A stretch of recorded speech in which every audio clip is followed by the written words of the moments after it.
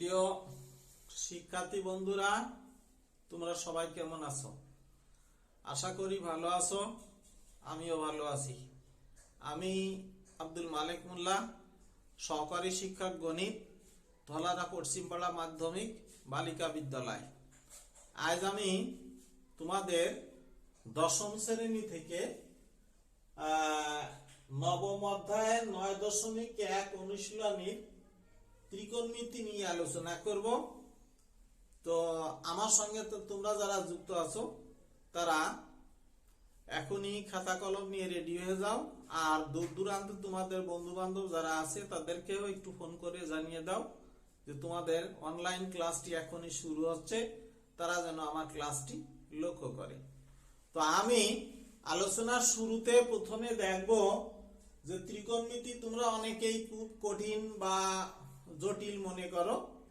আমি যাতে জটিল না হয়, কঠিন না হয়, অতি সহজে ত্রিকোণমিতির কিছু সূত্র আছে, কিভাবে সূত্রগুলো বের করা যায়, অতি সহজে সূত্রগুলো মনে রাখার অর্থাৎ মুখস্থ না করে সূত্রগুলো কিভাবে আমরা বের করতে পারি এ নিয়ে একটু আলোচনা করে তারপরে গাণিতিক সমস্যায় যাব, কিভাবে এই সূত্রগুলো আমরা প্রয়োগ করতে পারি।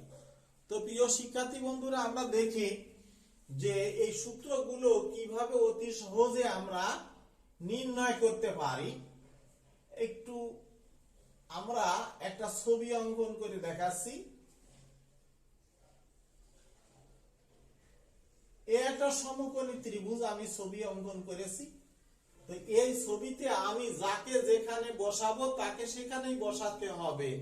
এর উল্টো পাল্টা যদি কেউ বসায় তাহলে সূত্র তৈরি করা যাবে না। তো আমি এই কোনায় কোনায় ফুটা দিচ্ছি, কোনায় ফুটা দিয়ে দিলাম।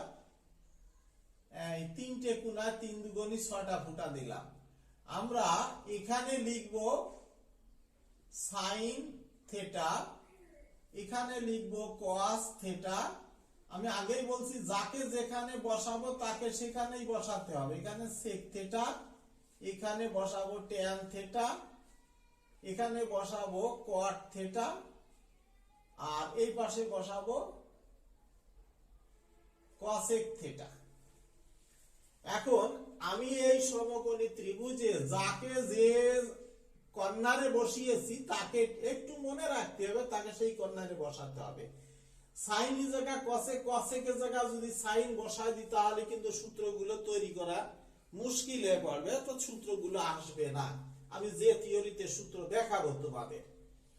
তো আমি এখানে 1 নম্বর সূত্র যদি আমি এখানে বলি, তাহলে আমাদের এখানে যদি বলি সাইন থেটা সমান কত হবে, এই সাইন থেটার পাশের কর্নারে আছে কসেক থেটা, তাহলে বলতে হবে 1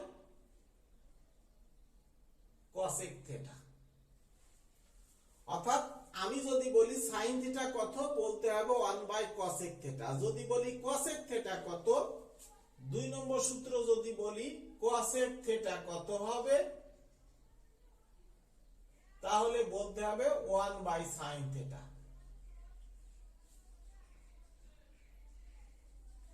প্রিয় শিক্ষার্থী বন্ধুরা, নিশ্চয় তোমরা বুঝে ফেলেছো। তাহলে আমি এখন কি বলতে চাচ্ছি, আমি যদি এখানে বলি একই নিয়মে cos থেটা কত হবে, একই নিয়মে যদি বলি cos থেটা কত হবে, তাহলে নিশ্চয় এখানে হবে 1 cosec থেটা, 1 sec থেটা।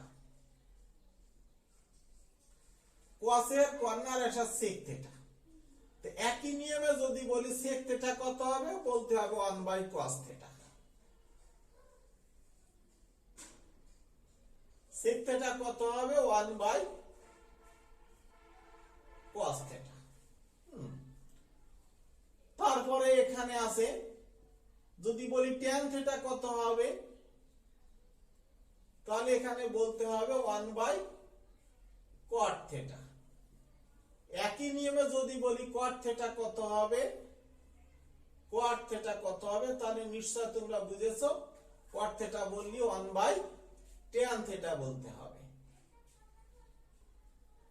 এভাবে আমরা যদি এই ছবিটা মনে রাখি, তো এভাবে খুব দ্রুত আমরা সূত্রগুলো এই ছবি দেখে মনে রাখতে পারবো।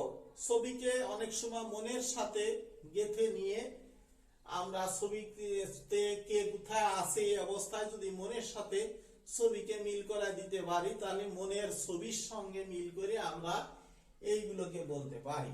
তাহলে আমরা কি শিখলাম? শিখলাম যে সাইন থিটা বললে 1/cosec থিটা, cosec থিটা বললে 1/sin থিটা বলতে হবে, cos থিটা বললে 1/sec থিটা, sec থিটা বললে 1/cos থিটা, tan থিটা বললে 1/cot থিটা, cot থিটা বললে 1/tan থিটা। এটি আছে সহজ পদ্ধতি সূত্র মনে রাখা। আর যদি আমরা স্কয়ার দিই, যদি sin স্কয়ার থিটা বলি 1/cosec square, cosec square theta বললে 1/sin স্কয়ার। এভাবে যদি এখানে প্রত্যেকটিকে যদি আমি স্কয়ার দিই, তাহলে প্রতিটা ক্ষেত্রে স্কয়ার বসে যাবে।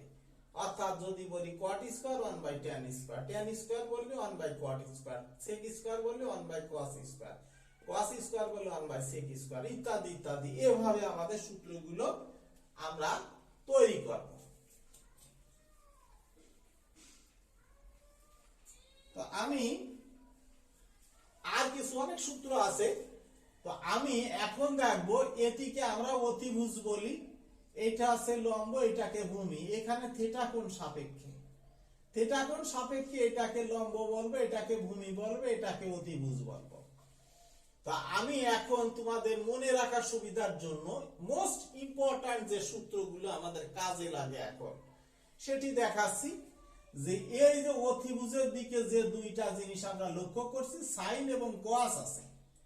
তো এখন আছে সাইন এবং কোয়াস কে যদি আমি স্কয়ার দিই, যে কোনো একটি আগে পাশে দিলে সমস্যা নেই, সাইনের স্কয়ার থিটা আর কোয়াজের স্কয়ার থিটা, আর যদি সাইনের স্কয়ার থিটা দিই, স্কয়ার থিটা দিই, এবং এই কোয়াজ এবং সাইন স্কয়ার দিয়ে মাঝখানে যদি আমি প্লাস চিহ্ন দিই, তাহলে 1 হবে। এটি মনে রাখতে হবে।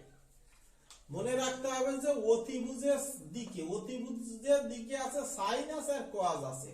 আর সাইন এবং কোয়াজ যে কোনো একটি আগে পিছে লিখলে সমস্যা নেই, তবে নিয়ম আছে কোয়াজ এবং সাইন রে যদি স্কয়ার দিই এবং মাঝখানে যদি একটি প্লাস চিহ্ন দিই, তাহলে এখানে 1 আসে। তা আমরা এখান থেকে আরো দুইটা সূত্র তৈরি করতে পারি। দুইটা সূত্র হচ্ছে কি, এখানে যদি মনে করি শুধু cos স্কয়ার থিটা কত হবে, তা আমরা জানি সমান 1, আর এই sin স্কয়ার কে যদি ডাইনে নিই মাইনাস sin স্কয়ার থিটা, এটি তৈরি করা যায় এই সূত্র থেকে। অথবা আমি যদি এখানে শুধু sin স্কয়ার থিটা রাখি, sin স্কয়ার থিটা রাখি, তাহলে সমান 1 হবে, আর এই cos স্কয়ার থিটাকে এই ডান দিকে আমি নিয়ে যেতে পারি cos স্কয়ার থিটা।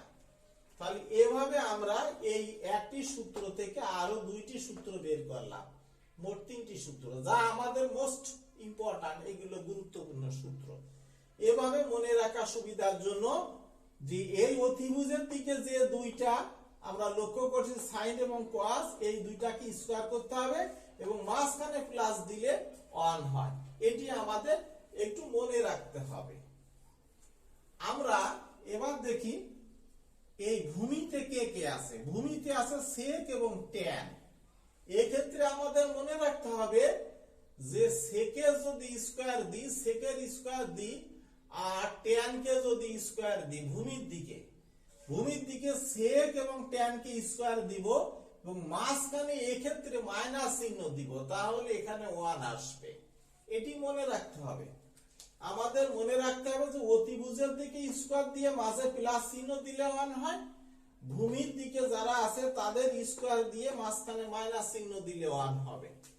তাহলে এখান থেকে আমরা আবার দুটি সূত্র কিভাবে বের করতে পারি। আমি যদি বলি যে শুধু sec স্কয়ার থিটা কত, তাহলে 1 মাইনাস ছিল, এখানে হবে প্লাস tan স্কয়ার থিটা। অথবা যদি আমি এখানে sec স্কয়ার থিটা ওই 1 কে ডাইনে থেকে যদি বামে আনি -1 সমান থাকে tan স্কয়ার থিটা। এই দুটো সূত্র আমি এখান থেকে তৈরি করতে পারি, এ দুটি আর সূত্র। তো একই নিয়মে আমি যদি লম্বের দিকে যেটা আছে সেটিকে উপরের থেকে যদি শুরু করি, তাহলে এইখানে cosec এর স্কয়ার দিই, আবার নিচে আছে cot এর স্কয়ার দিব, একই নিয়মে কটের স্কয়ার দিব, মাঝখানে মাইনাস চিহ্ন দেব, সেটিও 1 হবে। আমাদের মনে রাখতে হবে যে এই কসেক এবং কোয়াট এই দুটো স্কয়ার দিয়ে মাঝে মাইনাস দিলে 1 হয়, সেক এবং ট্যান দুটোকে স্কয়ার দিয়ে মাঝে মাইনাস দিলে 1 হয়, কস এবং সাইন দুটোকে স্কয়ার দিয়ে মাঝে প্লাস দিলে 1 হয়। এই তিনটি জিনিস আমাদের মনে রাখতে হবে। তাহলে এখান থেকে আমাদের আরো সূত্র বের করা যায় এগুলো থেকে। এই আমরা যদি কসেক স্কয়ার থিটা বলি তাহলে সমান 1 প্লাস কট স্কয়ার থিটা আমি বের করতে পারি। আবার যদি কসেক স্কয়ার থিটা 1 কে বামে নিয়ে আসি -1 সমান থাকে কট স্কয়ার থিটা। এইগুলো আছে মোস্ট গুরুত্বপূর্ণ আমাদের সূত্র। এই ছবি থেকে সূত্রগুলো এভাবে আমরা মনে রাখতে পারি। তো প্রিয় শিক্ষার্থী বন্ধুরা, তো আরো কয়েকটা সূত্র আছে। আমি যদি বলি শুধু tan থিটা কত হবে, শুধু tan থিটা কত হবে, আমি 1 cot থিটার দিকে যাব না। আমরা আগে জানি যে tan থিটা সমান 1 cot থিটা আর cot থিটা সমান 1 tan থিটা, এটি আগে শিখিয়েছি। তো এখন আমি দেখাবো যে tan থিটা, tan অর্থাৎ এখানে লব এখানে হর বসাবো। তাহলে tan এর ঠিক উপরে, tan এর ঠিক উপরের পাশে আছে sin থিটা, তাহলে আমি এখানে লবের উপরের পাশে sin থিটা বসিয়ে দেব, আর এখানে নিচের পাশে আছে cos থিটা, এখানে cos থিটা বসিয়ে দেব। তাহলে tan থিটা সমান sin theta by cos theta আসলো। কিভাবে আসলো আরেকবার একটু বলি যে tan থিটা সমান এই tan এর ঠিক উপরে sin থিটা আছে, এই জন্যই sin থিটাকে উপরে দিলাম, আর cos থিটা নিচে আছে বলে এখানে হরে cos থিটা দিলাম। তো একই নিয়মে যদি cot থিটা কত আসে আমি যদি বলি, তাহলে আমাদের ধরতে হবে cot, এই cot থিটার এই দিকে উপর ধরতে হবে, এই দিকে। তাহলে এইখানে উপরে আসে cos থিটা, এখানে আসবে cos থিটা, আর এই দিকে নিচে সাইড ধরতে হবে, এখানে আসবে sin থিটা। এই দুটি আবার গুরুত্বপূর্ণ সূত্র, এই দুটি সূত্র মনে রাখতে হবে। আর যদি আমরা কখন স্কয়ার tan স্কয়ার থিটা বলি sin square by cos square theta, cot square theta বললি cos square theta by sin square theta, এগুলো আমাদের বলতে হবে। তো প্রিয় শিক্ষার্থী বন্ধুরা, আমরা এই সূত্রগুলো, এই যে একটা ছবি, অনলি শুধু একটা ছবিতে কে কোন পজিশনে আছে, এই পজিশনগুলো যদি ঠিক করে রাখা যায় তাহলে আমরা এই সূত্রগুলো অর্থাৎ 9.1 যে যত সূত্র আছে সমস্ত সূত্রগুলোই আমরা এই ছবি থেকে বের করতে পারি। এটি একটি হচ্ছে সহজ পদ্ধতি, সূত্র মনে রাখার সহজ পদ্ধতি। তো আমরা আরো কিছু সূত্র মনে রাখার যে কিছু পদ্ধতি আছে আমি একটু দেখি।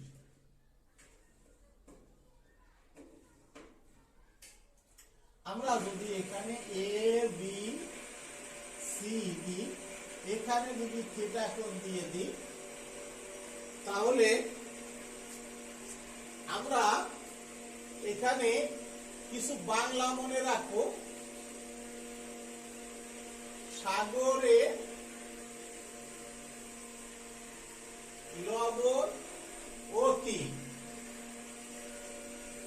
সাগরে লবণ অতি, এই বাংলাটাই যদি আমি মনে রাখি তাহলে আমাদের এখানে সাগরের কথা থেকে যদি আমি এখানে sin থিটা ধরি, তাহলে লবণ থেকে যদি আমরা লম্ব হিসাব করি, আর অতি থেকে যদি অতিভুজ হিসাব করি, অতিভুজ হিসাব করি, সহজে মনে রাখার পদ্ধতি।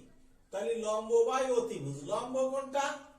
এই লম্ব আছে এ বি হচ্ছে লম্ব, আর অতিভুজ আছে এখানে চিত্র থেকে অতিভুজ দেখা যাচ্ছে যে এটি একটি সমকোণ, সমকোণের বিপরীত পাশে এটি থাকে অতিভুজ, অর্থাৎ লম্ব বাই অতিভুজ। আমরা যদি সাগরে লবণ নদী এই কথাটি মনে রাখি যে sin থিটা আমরা বলবো লম্ব বাই অতিভুজ।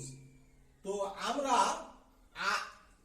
বোর্ড বইয়ে কিভাবে আছে, থিটা কোণ সাপেক্ষে লম্বটা বিপরীত পাশে থাকে। আমি যেখানে থিটা কোণ দিয়েছি সি বিন্দুতে, তাহলে সি বিন্দুতে একটা থিটা আছে, লম্ব আছে বিপরীত পাশে। তাহলে আমি এখানে লম্বকে আরেকটি বাংলা দিতে পারি যে থিটা কোণ সাপেক্ষে বিপরীত বাহু বাই অতিভুজ। আমি যদি বলি সাইন থিটা সমান বিপরীত বাহু বাই অতিভুজ, এটিও লেখা যায়। যদি আমরা এখানে বলি কবরে ভূততি, এই কিছু বাংলা মনে রাখা যায়। তাহলে এখানে কবর থেকে যদি আমি এখানে cos থিটা দিই, তাহলে ভূত থেকে আমরা যদি ভূমি দিই, ভূমি, আর এখানে আসবে অতিভুজ। ভূমি আছে এখানে থিটা কোণ সাপেক্ষে ভূমি আছে বিসি, আর অতিভুজ আছে এসি। কিন্তু বোর্ড বইয়ে লেখা আছে যে এই বিসি কে আমরা ভূমি বলছি, কিন্তু এই ভূমি যেহেতু থিটা কোণ সংলগ্ন বাহু, তাহলে এটিকে আমরা সন্নিহিত বাহু বলতে পারি। তা আমি যদি ভূমি না বলে কখনো ভূমি বাই অতিভুজও বলতে পারি, আর ভূমি যেহেতু থিটা কোণ সংলগ্ন সেহেতু সন্নিহিত বাহু বাই অতিভুজ এটিও বলতে পারি। ভূমির পরিবর্তে সন্নিহিত বাহু বাই অতিভুজ সেটিও আমরা বলতে পারি। অর্থাৎ cos থিটা সমান সন্নিহিত বাহু বাই অতিভুজ। সন্নিহিত বাহু বলতে বোঝানো আছে থিটা কোণের সাথে যে বাহুটা লাগানো আছে এটিকে আমরা সন্নিহিত বাহু বলবো। টানা লম্বা ভূত, এই কথাটি যদি মনে রাখি, তো টানার থেকে যদি আমরা ট্যান থিটা ধরি, তাহলে এখানে আসবে লম্ব বাই ভূতি আসবে ভূমি। অর্থাৎ লম্ব আছে এবি, ভূমি আছে বিসি। তাহলে আমরা ট্যান থিটা সমান লম্ব বাই ভূমি পেলাম। এই থিটা কোণ সাপেক্ষে লম্ব যেহেতু বিপরীত পাশে আছে, আর ভূমি আছে থিটা কোণ সংলগ্ন বাহু, তাহলে লম্বকে আমরা বিপরীত বাহু আর ভূমিকে আমরা সন্নিহিত বাহু। অর্থাৎ ট্যান থিটা সমান বিপরীত বাহু বাই সন্নিহিত বাহু, এই কথাটিও আমরা বলতে পারি। আবার কেউ যদি লম্ব বাই ভূমি বলে তাতেও সমস্যা নাই। এখন কথা আছে যে বাকিগুলো কিভাবে আমরা তৈরি করব। অর্থাৎ সাইনের বিপরীত পাশে বিপরীত ছিল কোসেক থিটা, তাহলে আমরা যদি বলি সাইন থিটা সমান লম্ব বাই অতিভুজ, তাহলে কোসেক থিটা হবে অতিভুজ বাই লম্ব, যেহেতু সাইন এবং কোসেক একে অপরের বিপরীত। আবার একই নিয়মে cos থিটা সমান ভূমি বাই অতিভুজ, cos এর বিপরীতে ছিল sec থিটা, তাহলে আমরা অতিভুজ বাই ভূমি বলতে পারি। tan থিটার বিপরীত ছিল cot থিটা, তাহলে আমি যদি বলি cot থিটা কত, তাহলে এর বিপরীতে ভূমি বাই লম্ব, এভাবে আমরা বলতে পারি। তাহলে প্রিয় শিক্ষার্থী বন্ধুরা, তোমরা এই যে ত্রিকোণমিতি 9.1 এই অনুশীলনী করার জন্য যে সূত্রগুলো আমাদের কাজে লাগবে, যে সূত্রগুলো আমাদের অতি প্রয়োজন, এবং এই সূত্রগুলো কিভাবে অতি সহজ পদ্ধতিতে মনে রাখা যায় সেটি তোমাদের আজকে আমি শিখালাম। পরবর্তী ক্লাসে আমরা গাণিতিক সমস্যায় যাব, যে এই সূত্রগুলো প্রয়োগ করে কিভাবে আমরা গাণিতিক সমস্যার সমাধান করা যায়। তাহলে প্রিয় শিক্ষার্থী বন্ধুরা, তোমরা সবাই সুস্থ থাকো, ভালো থাকো, সবাই সুস্বাস্থ্য এবং মঙ্গল কামনা করে আজকের মতো ক্লাসটি এখানে শেষ করছি। খুদা হাফেজ, আসসালামু আলাইকুম।